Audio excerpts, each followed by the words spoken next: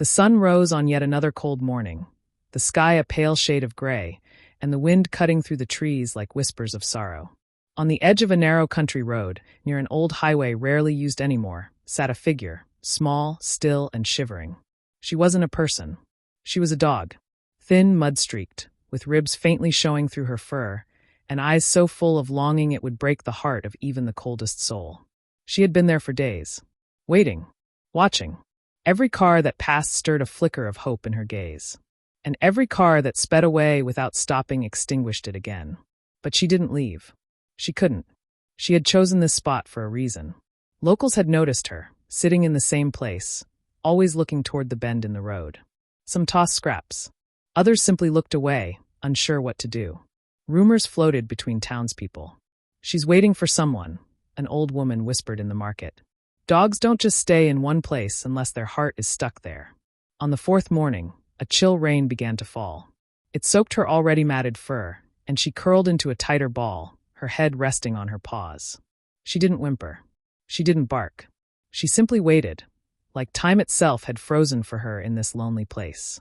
That's when he came. His name was Mason, a quiet man in his late 30s, traveling cross-country after the loss of his own beloved dog, Max. The wound was fresh. Max had been his companion for 12 years, and his sudden passing had left a silence so deep in Mason's life that even music felt too loud. Mason had packed up his things and left the city, needing space, needing clarity, hoping the open road might lead him to peace. Mason didn't usually take back roads, but something that morning nudged him off the highway. He couldn't explain it, only that he felt like he was meant to take this route. As his truck rounded the bend, he slowed. There, just ahead, was the sight that made him gently hit the brakes. A dog, sitting by the roadside in the rain. She didn't move as he pulled up beside her. She just lifted her head slowly and looked at him. Not with fear, but with tired, desperate eyes that pleaded without words. Mason lowered the window. "Hey, girl," he said softly. She blinked, and her tail moved, just a little. He turned off the engine and stepped out, holding his hands out slowly. "You alone out here?" No bark. No growl. Just silence. But she didn't run. Kneeling down a few feet away, Mason watched her. She was beautiful, even in this broken state. Her coat had once been a warm golden hue. Her ears drooped slightly, and she wore a worn red collar but no tag. He reached into the back of his truck and returned with a thermos of chicken broth and an old towel. Slowly, gently, he set the bowl down and stepped back. She sniffed the air, hesitated, then slowly approached. The moment her tongue touched the warm broth, Mason exhaled, relieved. Minutes passed. The rain lightened, and for the first time in days, the dog had something warm in her belly. Mason sat on the step of his truck, watching her. She looked up at him between licks, her eyes meeting his again. It felt like a silent thank you. "You've been waiting for someone," he murmured.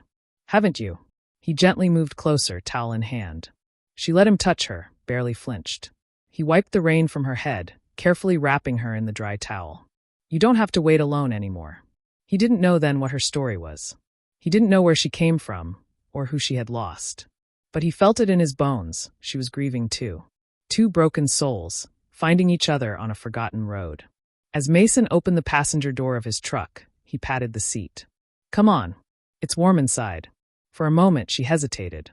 Then, gathering what little strength she had left, she placed one paw on the step, then another. She climbed in, and as Mason closed the door and turned the heat up, the dog curled up on the seat beside him, resting her head on his thigh like she had always belonged there. He didn't drive away just yet. He sat with her, letting her know she was safe, that she was seen, that she mattered. Outside, the rain finally stopped. But inside that truck, two hearts began to mend side by side. Little did Mason know, this was just the beginning, because the reason she waited hadn't yet been revealed. And what came next would change both their lives forever. The next morning, Mason awoke to the sound of gentle breathing. The dog, curled beside him on an old wool blanket in his small cabin, slept soundly, her chest rising and falling in peaceful rhythm. For the first time since Max passed, the silence around Mason didn't feel empty. It felt healing. He brewed coffee in the rusted kettle, careful not to disturb her. As he sipped, he glanced out the window at the mist rolling off the hills. The road where he'd found her was still visible from this high point. It tugged at him, a sense of unfinished business. She stirred. Eyes slowly opened. They met his. "Morning sunshine," Mason whispered. She yawned, stretched, then walked over to rest her head on his knee. No longer timid. No longer frozen by fear. Just present. He reached down and gently scratched behind her ears. "You need a name. Can't keep calling you girl." He studied her. That soft amber fur. Those eyes that had seen too much. Yet still trusted. "Hope," he said at last. "You look like Hope." Her ears twitched. Her tail wagged just once. Later that day, they visited the nearest vet clinic in town. Hope was underweight, slightly dehydrated, but otherwise healthy. No microchip. No registered owner. Just the red collar, worn and dirty. "She's lucky you found her," the vet said as he gently examined her. She'd been out there a while, probably waiting for someone who never came back. The words hit Mason deep in the chest. They drove in silence back to the cabin. Mason's thoughts raced. Why had she stayed in that same spot for so long? What had kept her there day after day? Who had she been waiting for? That night, a storm rolled in, lightning flashing over the hills, thunder echoing through the valley. Hope trembled at the sound, ears pinned back, eyes wide. Mason knelt down beside her, wrapping his arms around her trembling form. "It's okay. You're safe now. No one's leaving you again." She pressed into him, her whole body shaking. And then, like a child too tired to fight the fear, she fell asleep in his lap. The next morning brought sunshine, and something else. A knock. Mason opened the door to find an elderly man and a teenage girl standing outside. The man wore a park ranger's badge. The girl clutched a photo. "Sorry to bother you," the ranger began, "but we're going door to door. There's been a dog missing since the accident last month. She was last seen near the old highway." The girl held out the photo with trembling hands. Mason's heart stopped. It was Hope, but not like she was now. In the photo, she looked full, healthy, joyful, sitting beside a boy with shaggy hair, both of them grinning wide. The girl choked on her words. "That's my brother, was my brother. He died in the crash." Hope ran off and never came back. "We thought she was gone too." Mason stepped back, stunned. The dog stirred behind him, ears perked. She padded to the doorway and froze. The girl dropped to her knees. "Hope, is that really you?" Hope whimpered, then cautiously approached, sniffing the air. And then, she let out a soft bark and rushed into the girl's arms, tail wagging furiously. The girl broke into sobs, holding her tight. The ranger wiped a tear from his eye. She must have been waiting where the crash happened, waiting for him to come back. Mason stood still, heart pounding. A bittersweet ache welled up in his chest. She had waited for her boy. Through rain, through cold, through heartbreak, and somehow had found her way to Mason. "Thank you," the girl said between tears, "for keeping her safe." He smiled, nodding slowly. "She saved me too." But even as he watched the reunion, something in Hope's eyes kept flicking back to him, as if torn between the past and the present. The ranger spoke gently. "Would you like to come with us back to the site? Maybe help give her some closure?" Mason agreed.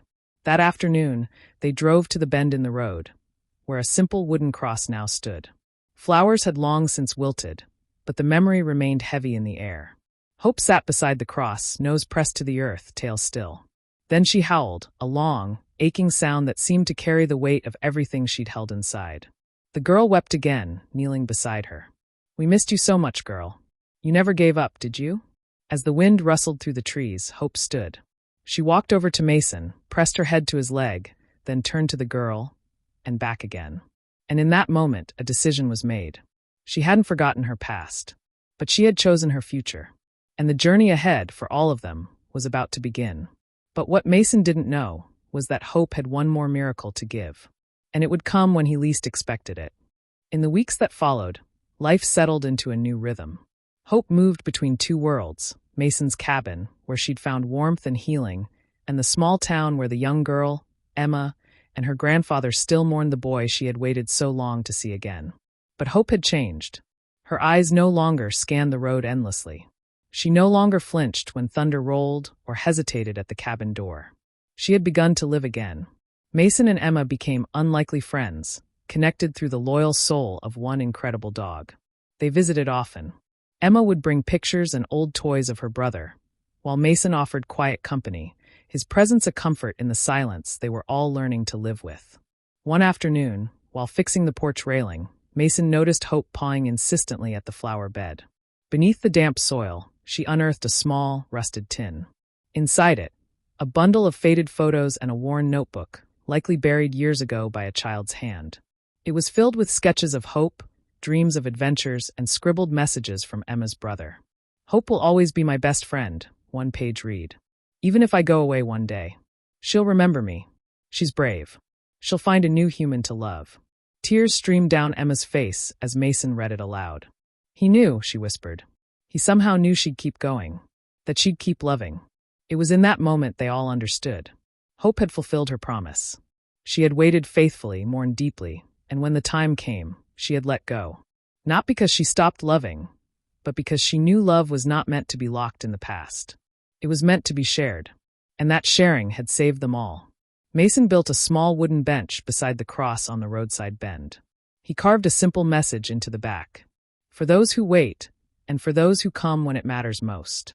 He, Emma, and Hope would visit the spot often, not in grief, but in quiet remembrance. Sometimes they spoke. Sometimes they just sat in silence, the wind carrying their unspoken thoughts through the trees. Hope aged gracefully, her once skinny frame filling out, her coat returning to a healthy shine. And one spring morning, she had a surprise for them all.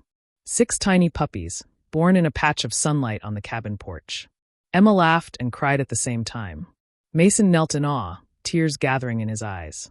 "New life," he whispered, "from a heart that never gave up." They kept 1 pup each, and found loving homes for the rest.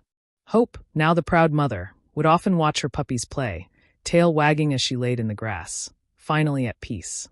Years passed. Mason eventually adopted a second dog from a local shelter, inspired by Hope's strength. Emma grew older, stronger, and one day began working at a rescue organization, helping animals who had nowhere else to go. Hope's story became a local legend. School children learned it as a tale of courage and loyalty. Her picture hung in the town vet's office, a reminder that even in the darkest storms, some souls shine brighter. When Hope's time finally came, she didn't pass alone. She was surrounded by the people she loved. Emma by her side, Mason holding her gently, the sun setting softly outside the cabin window. She looked up one last time, her eyes as wise as ever. And then she was gone. They buried her under the old oak tree near the cabin, beside the puppies who had come after her. Mason placed a stone over her grave, engraved simply. She waited. She loved. She lived. And every year, on the day he found her, Mason returned to that spot by the road. Not in sorrow, but in gratitude. Because she had waited. And when he stopped that day, he wasn't just saving her. She had been saving him too. Moral of the story asterisk. Sometimes, love doesn't show itself in grand gestures, but in patience. In loyalty. In sitting by the road, waiting for hope, for healing, for someone to understand. And when that love is finally seen, it becomes something even greater, a reason to live again. Love doesn't end with loss. It begins again in those who choose to stay, and in those brave enough to stop.